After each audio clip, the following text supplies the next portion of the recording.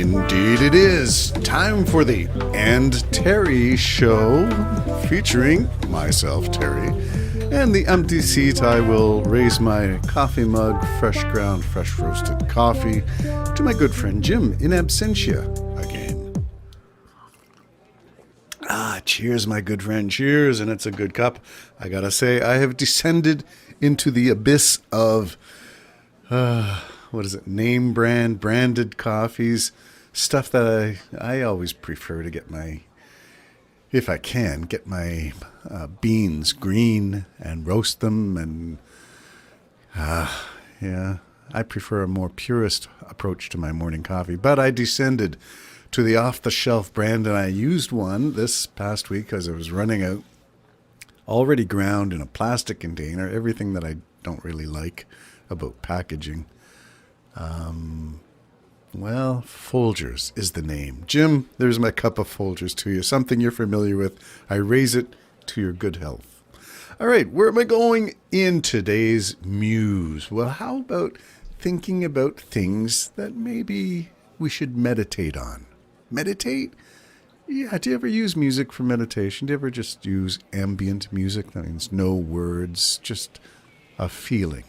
Do you ever use that? Well, here's one that I created. I just called it Ambient C. 102. 102 being the tempo, C being the key signature. And I just merged sounds and feelings for the vibe that I wanted. Hopefully you'll enjoy it. Here we go.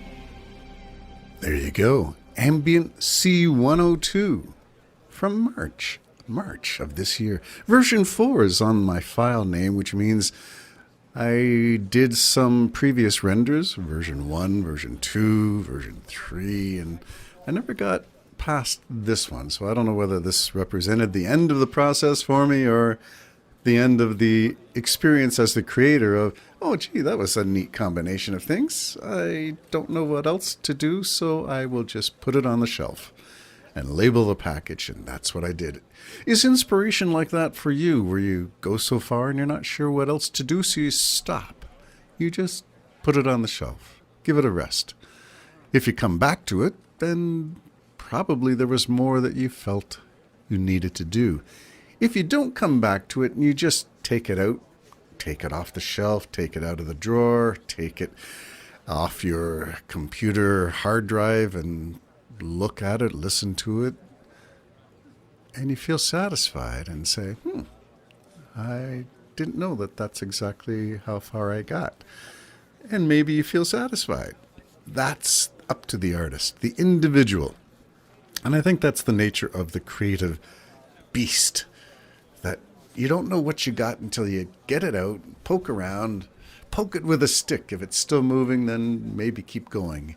If it doesn't move, then maybe if you don't move, if your heart doesn't move, then maybe you are done. Maybe it is done. Maybe it served its purpose. Maybe you have released the hounds and maybe it is done.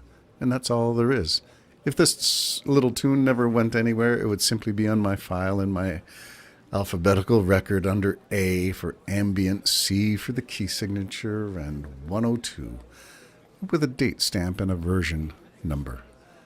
Does it mean anything? Well, it just means that at one point in the spring of this past year, I had that feeling. The feeling of a couple of things. Number one was lightness.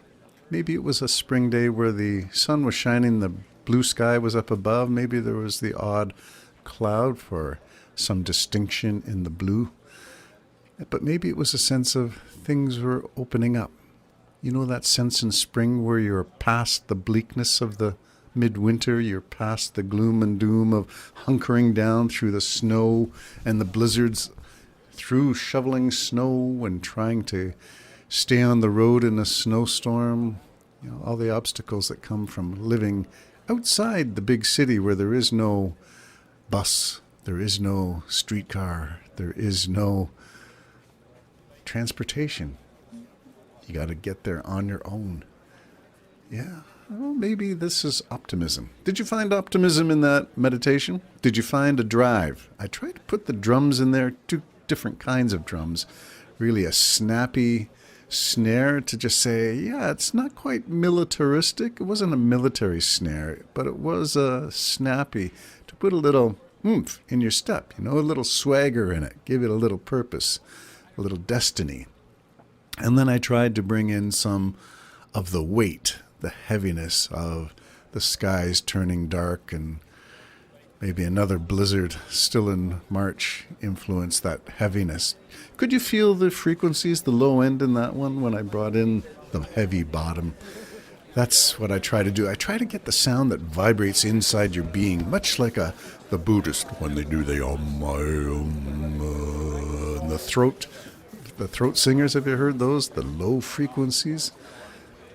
My wife visited Tibet years and years ago, and she was impressed when she went to be in a Buddhist Tibetan monastery and heard these guys doing this. And it's low and you feel it in your chest, and that's what I was after. A kind of heaviness that weighs upon you, but you come out the other side. Maybe there's a pause, maybe there's a key change, maybe there's a little hint of a light, airy instrument to lead you out and to put you in a different frame. Transitions are huge for me in music, and I love contrast. I don't know of any musician who doesn't. How you start to sprinkle lightness in the midst of heaviness, or how you start to change the lightness into a hint of impending something. Is it doom? Not necessarily. Darkness? Heaviness? Maybe. But there is usually another side, an outside, a through the tunnel of light. Meditation, music. What makes you feel like meditating? What makes you feel like sitting back in your chair and chillaxing? And when you do that, do you put headphones on or earbuds, something that goes in your ears? I use these over the ear, so headphones, but the ones that I have are open, and that's just so that I can feel and hear all the frequencies. Some musicians tend to want to be isolated and have those closed ear over the ears, but they're closed headphones. And I've always found I miss frequencies that should be there if I don't have a way for the vibrations to move around. So I use open mesh headphones, so I can feel it as well as hear it. And that's my strategy. I don't mix anything on reference speakers anymore. I used to think I had to have the best this and the best that.